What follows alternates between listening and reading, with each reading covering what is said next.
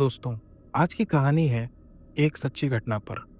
इस जगह का नाम है डाउ हिल, जो कुर्सियाना के पास एक छोटी सी हिल स्टेशन है, जहाँ का मौसम हमेशा सर्दी और रात से भरा रहता है। ये जगह अपने घने जंगलों और विक्टोरिया बॉयज स्कूल के लिए जानी जाती है, लेकिन असली पहचान है उसकी डार्क सीक्रेट्स। वो कहानियाँ जो लोग छुपाते हैं और वो आवाज़ें जो रात के सन्नाटे में गूंजती है। ये एक ऐसी कहानी है जो शुरू होती है एक नॉर्मल दिन से, लेकिन ख़त्म होती है एक दिल धड़का देने वाले नाइटमेयर से।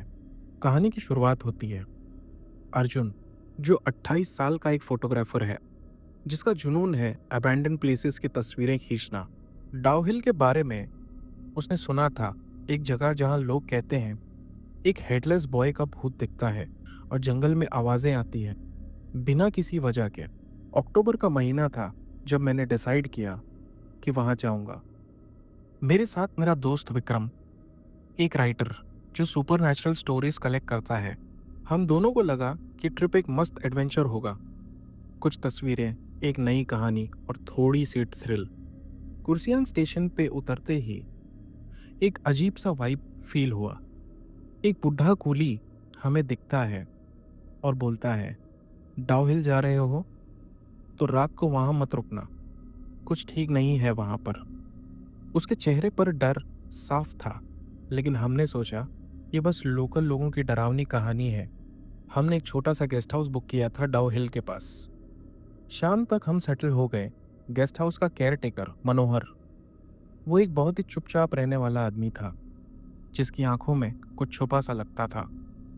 उसने हमें वार्न किया, जंगल में मत जाना और अगर कोई आवाज़ सुने तो इग्नोर करना। विक्रम ने हंसकर बोला, अरे ये तो मेरी स्टोरी के लिए परफेक्ट है। मैंने भी मजाक में कहा, भाई मैं बस फोटो खींच लूंगा और तू अपनी कहानी लिख लेना। शाम के 6 बजे हमने डिसाइड किया कि जंगल की तरफ थोड़ी सी वॉक करेंगे। मेरे हाथ में कैमरा था और विक्रम के पास उसका रिकॉर्डर। वो हर आवाज़ कैप्चर करना चाहता था। अंधेरा होने लगा था और फॉग का एक सफ़ेद पर्दा चारों तरफ छा रहा था। जंगल के एंट्रेंस पर एक पुराना वुडन साइन बोर्ड था, जिसमें लिखा था, Dow Hill forest, enter at your own risk. ये देखकर विक्रम ने बोला, ये तो बिल्कुल हॉरर फिल्म का सीन है। मैंने कहा, चल भाई अंदर देखते हैं क्या है। हम दोनों थोड़े से नर्वस थे। एक अजीब सी फीलिंग थी, जैसे कोई हमें अंदर बुला रहा हो। जंगल के अंदर घुसते ही एक अजीब सी खामोशी थी। ऐसा लग रहा था जैसे सांस भी बंद हो जाए। सिर्फ हमारे कदमों की आवाज़ और कभी कभी दूर से चिड़ियाओं की हल्की सी चीख सुनाई देती। विक्रम ने बोला, अर्जुन यहाँ कुछ तो है, फील कर रहा है ना? मैं हंस दिया और बोला, भाई थोड़ी सी फॉग से डर गया, लेकिन अंदर से मुझे भी कुछ गलत लग रहा था, जैसे कोई हमें घूर रहा हो पर नजर ना आए।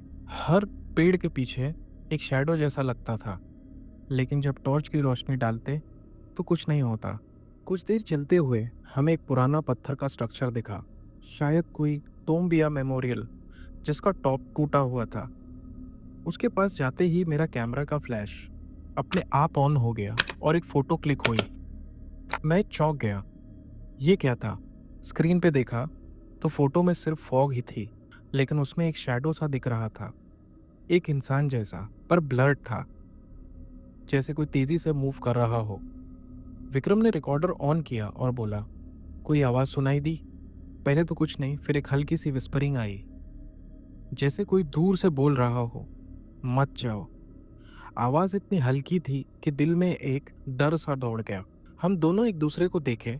विक्रम ने बोला, भाई ये रियल है या मेरे दिमाग का वहम? मैंने कहा, चल थोड़ी देर और देखते हैं, शायद कोई जानवर होगा। लेकिन दिल में एक डर सा लग गया था। ये जगह नॉर्मल नहीं थी। फॉग और थिक हो रहा था और हर कदम के साथ लग रहा था जैसे जंगल हमें निगल रहा हो। तभी विक्रम ने मेरा हाथ पकड़ा और बोला, अर्जुन ये सुन। रिकॉर्डर में एक आवाज़ कैप्चर हुई, एक बच्चे की चीख, हल्की सी पर दिल धड़का देने वाली। फिर वही विस्पर्स, मत जाओ। आवाज़ में एक अजीब सी अर्जेंसी लग रही थी, जैसे कोई हमें वॉर्न कर रहा हो।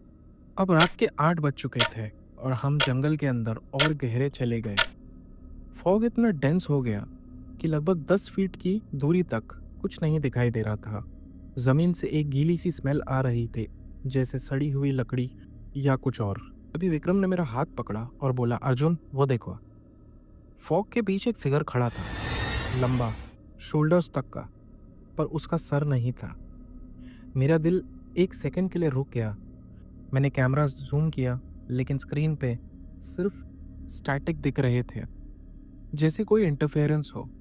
वो फिगर एक पल के लिए खड़ा रहा, फिर फॉग में गायब हो गया, जैसे कभी था ही नहीं। मेरा दिल जोर से धड़क रहा था। विक्रम ने बोला, चल भाई वापस चलते हैं, कि सही नहीं लग रहा है। लेकिन जब हम पीछे मुड़े तो रास्ता बदल गया था, जैसे जंगल ने हमें घेर लिया हो। हर तरफ सिर्फ झाड़ और फॉग। तभी रिकॉर्डर से एक आवाज आई, एक बच्चे की चीख, फिर वही विस्पर्स। मत जाओ। विक्रम ने रिकॉर्डर बंद किया, लेकिन आवाज बंद नहीं हुई। अब वो चारों तरफ से आने लगी, जैसे पेड़ों से कोई बोल रहा है। हर आवाज के साथ जमीन से एक हल्की सी वाइब्रेशन भी आ रही थी, जैसे किसी का गुस्सा उबल रहा हो। मैंने विक्रम को बोला, विक्रम काम डाउन, हमें रास्ता ढूंढना होगा। लेकिन उसकी आंखों में डर साफ दिखाई दे रहा था। तभी मेरे कान के पास किसी ने बोला, तुम मेरी वजह से यहाँ आए हो। आवाज इतनी करीब से आई थी कि मैं पलटा, लेकिन वहां कोई नहीं था। विक्रम ने चिल्लाकर बोला, अर्जुन ये क्या हो रहा है? मैंने कहा, पता नहीं भाई, लेकिन हमें यहाँ से निकलना है। हर कदम के साथ लग रहा था जैसे जंगल हमें और अंदर खींच रहा हो। तभी वो हेडलेस फिगर फिर से दिखा, इस बार पास से, सिर्फ लगभग 20 फीट दूर होगा। उसके हाथ में कुछ चमक रहा था, जैसे कोई पुराना लॉकेट, जिसकी चेन जमीन को छू रही थी। हमने टॉर्च ऑन किया और वापस चलने लगे, लेकिन हर 10 मिनट बाद वही पत्थर का स्ट्रक्चर सामने आ जाता, जैसे हम सर्कल में घूम रहे हों।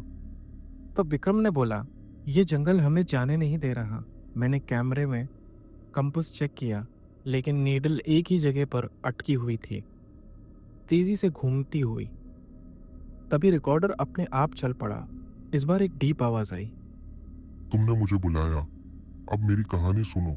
आवाज में एक अजीब सी गर्मी थी, जैसे कोई सदियों से गुस्सा हो। हम दोनों जैसे फ्रीज हो गए। विक्रम ने रिकॉर्डर उठाकर फेंक दिया, लेकिन आवाज बंद नहीं हुई, हर जमीन के कोने से आने लगी। मैंने बोला, ये शायद हेलुसिनेशन हो सकता है, फॉग में ऑक्सीजन कम होता है। लेकिन ये लॉजिक मुझे खुद खोखली लग रही थी। वो फिगर फिर से दिखा, अब हमारे बहुत करीब। उसका लॉकेट अभी भी हाथ में है। हर कदम के साथ जमीन में से एक सड़ी हुई स्मेल आ रही थी, जैसे किसी लाश की स्मेल हो। तब विक्रम ने बोला, अर्जुन ये बंद नहीं होगा जब तक हमें पता न चल जाए कि ये चाहता क्या है। तभी फॉग के बीच में से एक नवी आवाज आई, एक लड़की की, जो रो रही थी और कह रही थी, मेरी मदद करो। मैं चौंक गया। ये पहली बार था कि जब कोई क्लियर सेंटेंस बोला गया हो। मैंने चिल्लाकर बोला, कौन हो तुम? तो वो आवाज आई, मेरा नाम शालिनी है। 1947 में मेरी मौत यहाँ हुई थी। विक्रम ने बोला, क्या चाहती हो तुम? उसने जवाब दिया, मेरा लॉकेट वापस दो। वो उसने छुपा दिया। तभी वह हेडलेस फिगर फिर से दिखा, लेकिन इस बार उसके पास एक शैडो भी था, एक लड़की का, जिसकी आंखें फॉग में चमक रही थी। मैंने लॉकेट की तरफ देखा, जो हेडलेस फिगर के हाथ पे था। जैसे ही मैंने हाथ बढ़ाया, मेरा हाथ उसके अंदर से गुजर गया, जैसे वो हवा हो। लॉकेट जमीन पे गिर पड़ा और उसकी आवाज से एक वाइब्रेशन जमीन में दौड़ गई। मैंने लॉकेट उठाया और देखा, उसमें एक छोटी सी फोटो थी, एक लड़की की, जिसकी आंखें मुझे घूर रही थी। विक्रांत। उसने मुझे यहाँ मारा अपनी जेलसी में। मैं उसकी शादी के खिलाफ थी और उसने मुझे यहाँ लाके मार दिया। फिर गिल्ट में उसने अपना सर खुद काट लिया। ये सुनकर मेरा दिल बैठ गया। ये एक ट्रैजिक लूप था और हम उसमें फंस गए थे। शालिनी बोली, वो मुझे चैन से सोने नहीं देता, लॉकेट वापस दो और उसे मुक्ति दो। तभी वो फिगर, विक्रांत, एक कदम आगे बढ़ा। जमीन से एक अजीब सी बदबू आने लगी और वो धीरे धीरे तेज हो रही थी, जैसे कोई सड़ी हुई लाश की बदबू हो। उसके शोल्डर से एक ब्लैक टार जैसा सब्सटेंस टपक रहा था, जो जमीन पे गिरते ही आवाज कर रहा था। विक्रम ने बोला, अर्जुन, ये लॉकेट ही की है, इसको वापस करना होगा। मैंने लॉकेट कस के पकड़ा और सोचा, अगर ये शालिनी का है तो शायद उसकी आत्मा को शांति मिलेगी। लेकिन दिल में एक डर था, क्या ये इतना सिंपल होगा? मैंने लॉकेट उठाया और बोला, शालिनी, ये तुम्हारा है, अब हमें जाने दो। तभी जमीन से एक जोर की वाइब्रेशन हुई, जैसे कोई बंधन टूट रहा हो। फॉग के बीच से एक रोशनी दिखी, जैसे कोई रास्ता खुल रहा हो। लेकिन विक्रांत का फिगर अभी भी वहां था, और उसकी आंखें ना होने के बावजूद भी जैसे वो मुझे घूर रहा था। उसके कंधों से टपकता हुआ ब्लैक तार अब जमीन पे कुछ बन रहा था, और उसमें से एक अजीब सी आवाज आ रही थी, जैसे कोई रो रहा हो। विक्रम ने बोला, अर्जुन, अब चल यहाँ से। हम उस रोशनी की तरफ दौड़े, लेकिन हर कदम के साथ शालिनी की आवाज़ तेज हो रही थी। मत जाओ, मुझे छोड़ो मत। अब उसकी आवाज़ में डर नहीं था, बल्कि गुस्सा था, जैसे वो हमें रोकना चाहती हो। मैंने सोचा, अगर लॉकेट वापस करना है तो यहाँ छोड़ना होगा। मैंने लॉकेट वापस पत्थर के पास रखा, और उसी वक्त फॉग खुल गया। हमें गेस्ट हाउस का एंट्रेंस दिखा। हम भागकर वापस पहुंचे और दरवाज़ा बंद कर लिया। मनोहर ने हमें देखा और बोला, क्या देखा तुमने? मैंने बोला, कुछ जो कभी नहीं भूलेंगे। उसने सिर्फ मुस्कुराया और बोला, वो लोग यहाँ हर किसी को अपनी कहानी सुनाते हैं, तुम किस्मत वाले हो कि वापस आ गए। उसके चेहरे पे एक अजीब सी चमक थी, जैसे वो जानता हो कि हमने क्या देखा।